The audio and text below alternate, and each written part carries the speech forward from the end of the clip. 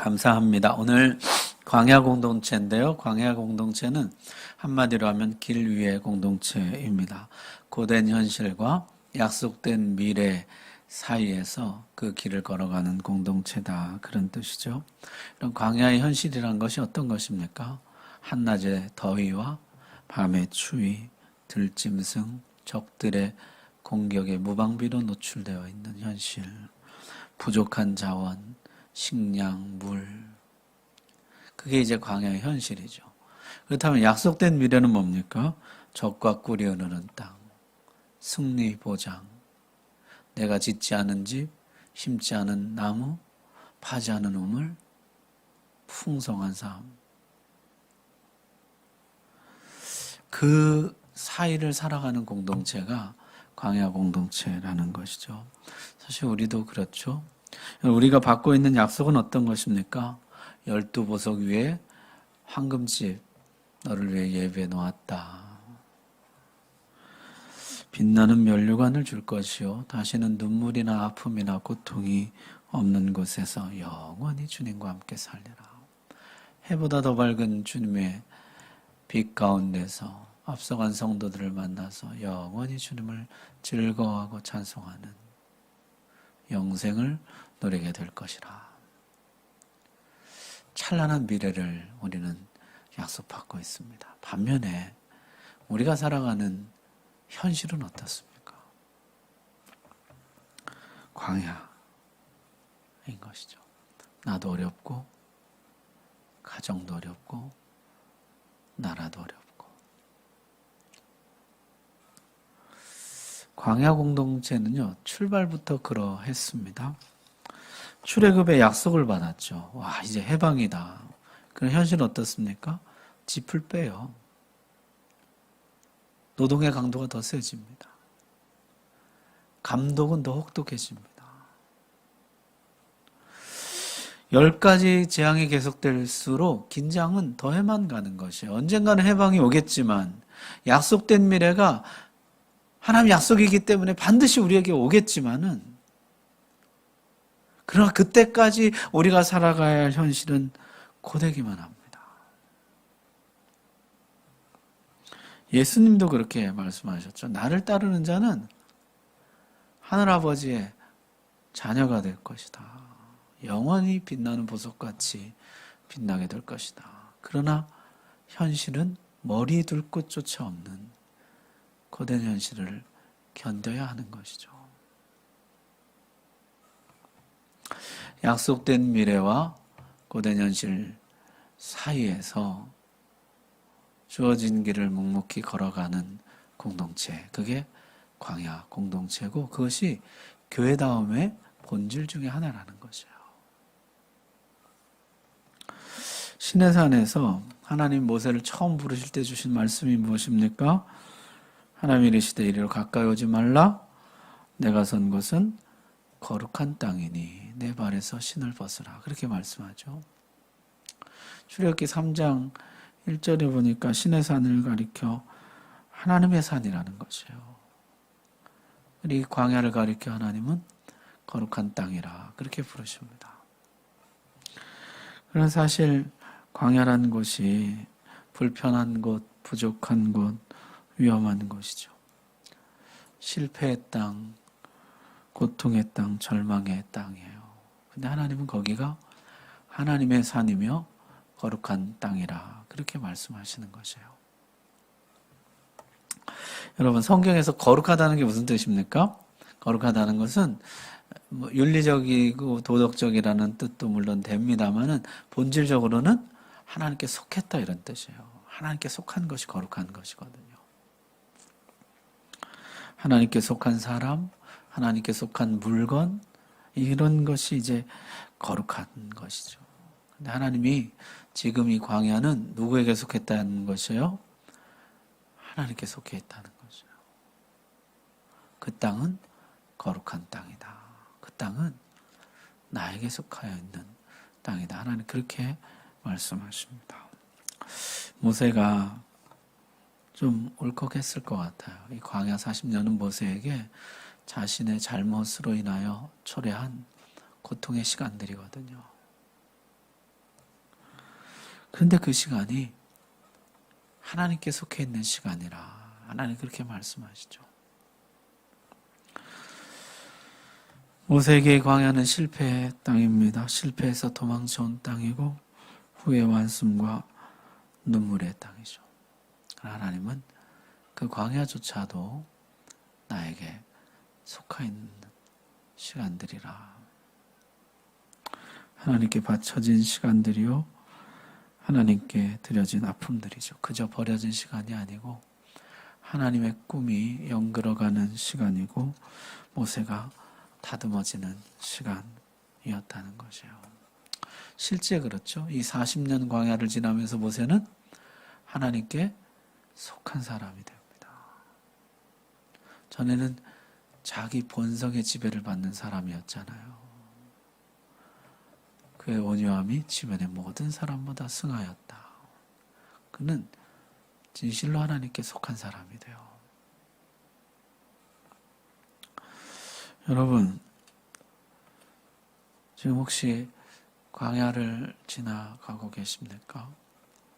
거기가 실패의 땅, 절망의 땅, 눈물의 땅만이 아니라 하나님께 속한 거룩한 땅인 줄 믿으시기를 바랍니다.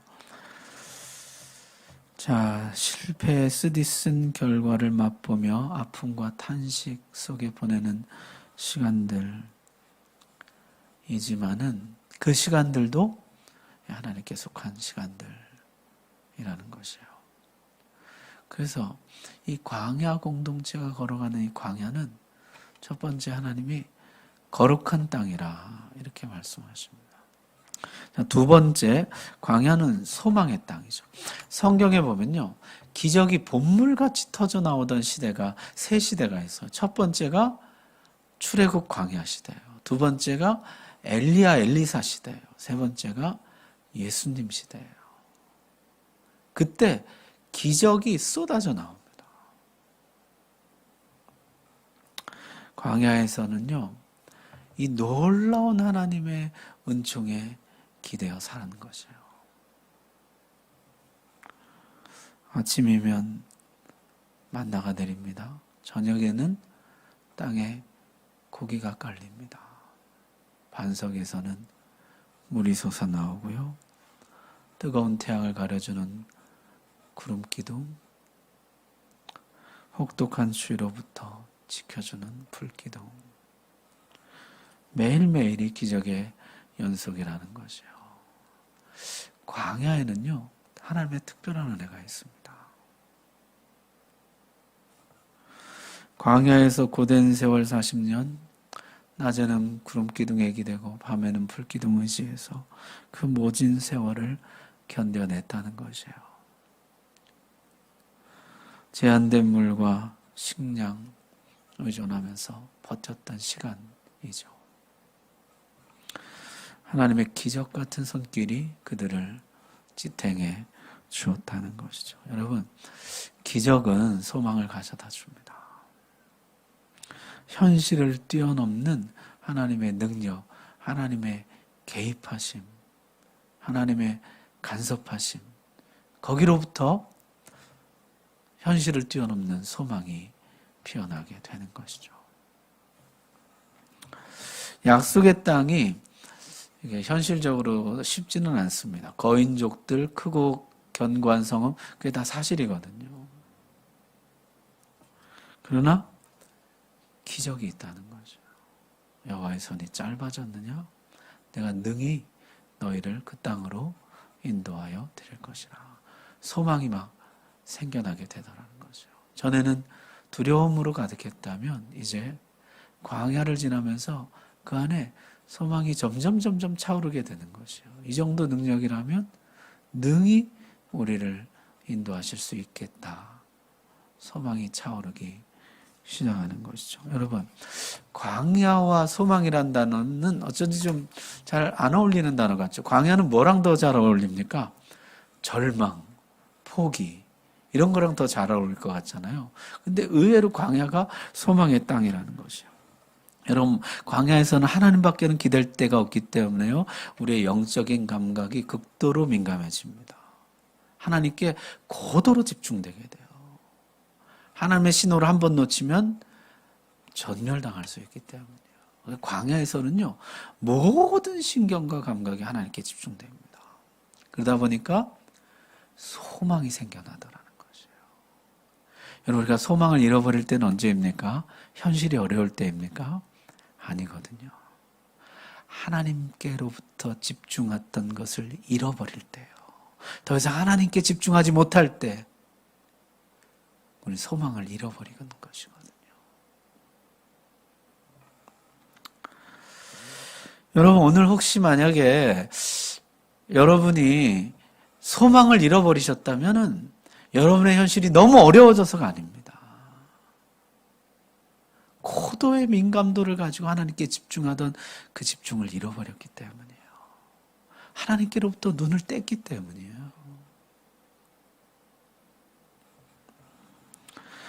하나님의 신호를 놓쳐버렸기 때문입니다. 하나님 외에는 어디에도 소망이 나오질 않아요. 하나님께 집중할 때만 거기서 소망이 나오게 되는 것이거든요. 여러분, 오늘 이 소망을 되찾으시기를 주의 이름으로 축복합니다. 자, 세 번째로 광야는 자족의 땅이죠. 오늘 말씀 다시 한번 보십시오. 내가 이 큰 광야에 두루 다님을 알고 내 하나님 여호와께서 이 40년 동안을 너와 함께 하셨으므로 내게 뭐가 없었어요? 부족함이 없었느니라. 사실 광야는 모든 게 부족한 것이죠. 물도 부족하고 식량도 부족하고 안전장치도 부족하고 사실 모든 게 부족한 곳인데 그러나 하나님 말씀하시기를 광야는 부족함이 없는 땅이라는 것이에요. 이게 참 묘한 말씀이죠. 우리 시각으로 볼 때는 광야는 부족한 것이에요. 부족함이 많은 것. 모든 게 부족한 것이에요. 그런데 하나님 시각으로 볼 때 광야는 부족함이 없는 것이에요. 여러분, 광야는 부족함이 없는 곳인 줄 믿으시기 바랍니다. 아멘 소리가 작으신 것 같아요. 여러분, 광야는 부족함이 없는 곳인 줄 믿으시기 바랍니다. 자, 광야는요, 더 많은 땅을 차지하려고 욕심을 부리지 않아도 되는 것이요. 땅에 말뚝을 박으려고 힘쓰지 않아도 되고 경쟁하지 않아도 되는 것입니다. 그저 일용할 양식으로 만족하면서 약속을 부여잡고 소망의 행진을 이어나가는 것이에요. 광야는요, 눈에 보이는 것만 봐서는 살 수 없는 것입니다. 눈에 보이지 않는 것을 바라봐야 돼요. 눈에 보이지 않지만은 만나가 내려옵니다. 물이 눈에 보이지 않는데 물이 나와요. 옷이 헤어지지 않았다 그랬어요. 옷이 없는데 옷이 헤어지지 않습니다. 발이 부르트지 않았다 그랬어요. 힘든 것 같은데 건강하게 잘 걸어온다는 것이에요. 광야에서는 무엇을 배우게 되냐면 이 자족을 배우게 됩니다. 바울도 그렇게 말했죠. 내가 궁핍함으로 말하는 것이 아니라 어떠한 형편에든지 나는 뭐 하기를 배웠다는 것이에요? 자족하기를 배웠노니. 바울도 자기 신앙 여정에 자족하기를 배우는 순간이 있었다는 것이에요. 너무 중요한 것이죠. 자족을 배우는 시간. 일체의 비결을 배웠다. 어디서 배웠습니까? 광야를 지나며 배우는 것이거든요. 모든 성도는요, 광야를 배우며 이 자족을 배웁니다. 그저 일용할 양식으로 만족하는, 오늘도 만나가 내린 것에 감사하는, 오늘도 그저 마실 물이 있는 것에 감사하는 이 자족의 시간을 거치게 되는 것이에요.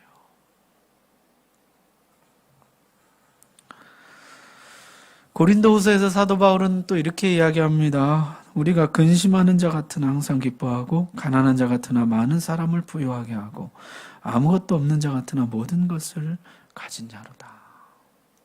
자족을 배우는 것이에요. 여러분, 약속의 땅에 들어가지만은 들어가서도 레위인들에게는 땅을 주지 않습니다. 계속해서 광야 생활을 가라는 거죠. 계속 하나님 바라보고 하나님을 기대어 살고 자족하고. 그들은요, 나의 기업 이 땅이 아니라 하나님이라 그렇게 고백하며 사는 것이에요.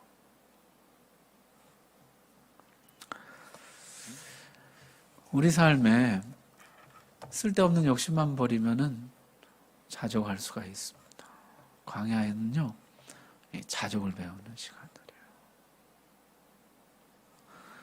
자, 시내산에서 하나님과 만났던 때를 한번 생각해 보십시오.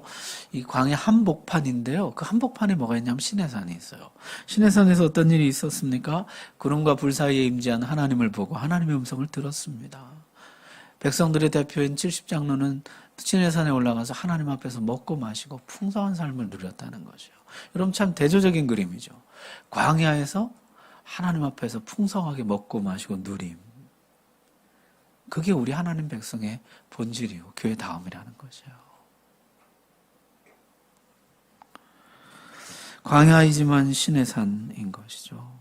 여러분 우리 그때 법궤 제가 설명할 때 말씀드렸습니다만 신의 산이 이렇게 돼 있었잖아요. 신의 산 꼭대기에 모세가 있고 중간에 이제 70장로가 있고 맨 밑에 백성들이 있고 그 꼭대기에서 법궤 하나님 말씀을 받고 여긴 먹고 마시고 누리고 백성들 기도하고 이러잖아요. 이걸 이렇게 눕혀놓은 것이 법궤예요. 안에 법궤가 있고 이동식 법궤죠. 성막 안에 법궤가 있고 이 밖에 제사장이 들어가서 떡상 만나가 있고 밖에는 백성들이 기도하고 이 성막을 만들어주신 이유가 뭡니까? 이 광야의 날마다의 삶이 뭐가 되도록 하라는 거예요? 신의 산이 되도록 하라는 거죠. 광야의 매일매일이 신의 산이 되도록 해라. 하나님을 만나고 하나님을 누리고 그 풍성한 가운데 광야이지만 자 마지막 네 번째는 광야는 연합의 땅입니다. 광야에서 이 백성은요 처음으로 군대로 조직됩니다. 지파별로 가문별로 1000부장 100부장 50부장, 10부장 조장해서요. 모든 백성들이 둘씩, 셋씩, 다섯씩, 10씩 서로 연결되게 돼요. 왜냐하면 광야는 그렇지 않으면 살아갈 수가 없어요. 적들이 언제 쳐들어올지 모릅니다. 적들의 공격에 무방비로 노출되어 있어요. 그래서 이 끈끈하게 맺어진 이 군대 조직을 갖추고 있지 않으면요. 이게 언제 전멸할지 모르는 것이에요. 그래서 이스라엘 백성 역사를 보면 광야에서 이 백성이 처음으로 군대 조직으로 만들어지고요. 이것이 계속 이어져요. 계시록에 보면 뭐예요? 마지막에도 이 12지파. 그 친밀한 관계, 이 공동체, 그것이 이어져 가는 것이죠. 더 이상 뿔뿔이 흩어진 노예가 아니라 서로 연결된 이어진 군대가 되었다는 것이에요. 그래서 이 광야에서는요, 우리가 연합을 배웁니다. 왜냐하면 혼자는 누구도 못 살아요. 우리가 살아남으려면 공동체가 돼야 돼요. 서로 연결돼야 돼요. 오늘 기사를 보니까 그 백세 신학자라는 김영석 교수님 있잖아요. 올해 102세라고 하시던데 그분이 자기가 100살을 넘게 살면서 절대로 행복해질 수 없는 두 부류가 있다는 것이에요. 그 두 부류 중에 하나가 두 번째가 뭐냐면은 이기적인 사람이에요. 행복은 공동체로부터 오기 때문에 자기만 생각하는 사람은 끝내 행복하지를 못하다는 거죠. 행복은 어디서 오냐면 공동체로부터, 우리로부터 온다는 거예요. 우리로부터. 이게 돈이 많아지고 가진 게 많아지고 자리가 올라가고 이게 행복을 주지 못한다. 이것은 우리의 탐욕을 더 자극하지 행복을 주지 못한다는 것이에요. 참 일리가 있다는 생각이 들었어요. 행복은 우리로부터 나온다는 거예요. 가족들로부터, 교우들로부터, 이웃들로부터. 우리를 잃어버린 이 이기적인 인간은 끝내 행복하지가 못하다는 것이에요. 여러분, 우리 이 교회는 광야를 지나면서요, 이 연합을 배워요, 연합을. 하나됨. 서로 연결돼요. 내가 있어야 네가 있고 네가 있어야 내가 있는, 이걸 배워야 돼요.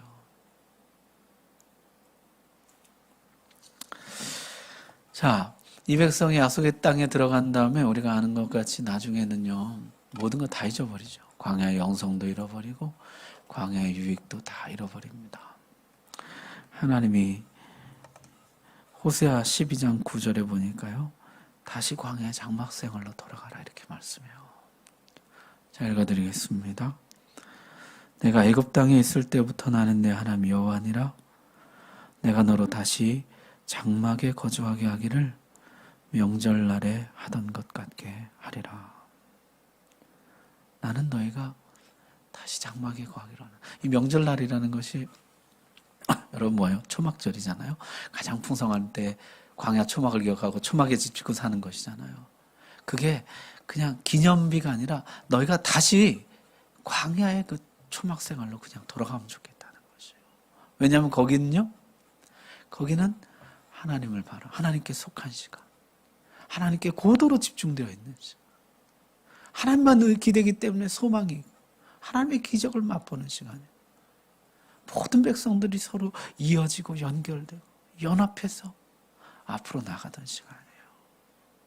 마지막에는요, 그걸 다 잃어버리는 거죠. 난 너희가 다시 광야로 돌아가면 좋겠다. 나는 너희가 다시 광야로 가면 좋겠다. 그래서 다시 그때 광야의 영성을 회복하면 좋겠다. 광야의 그 유익을 너희가 다시 누렸으면 좋겠다. 그렇게 말씀합니다. 여러분, 교회 공동체는요, 이 현실을 부정하는 공동체가 아니에요. 현실에 안주하는 공동체도 아니에요. 이 교회 공동체는요, 현실을 거룩한 땅으로 보는 것이에요. 고된 현실이지만 누구에게 속해 있어요? 하나님께 속해 있는 시간이다. 현실을요, 소망의 땅으로 보는 것이에요. 하나님께 집중하되 고도로 집중하고, 하나님 놓치면 내가 여기서 죽습니다. 이 현실을요, 자족을 배우는 시간으로 하는 것이에요. 그저 만나가 내리면 감사하고, 그저 반석에서 물이 나오면 감사하고, 하나님 주신 것이 나에게 족하다고 느끼는 것이에요. 그리고 이 광야는 연합되는 시간이에요. 가족들이 서로 연합하고, 교회 성도들이 서로 연합하고, 끈끈하게 이어져.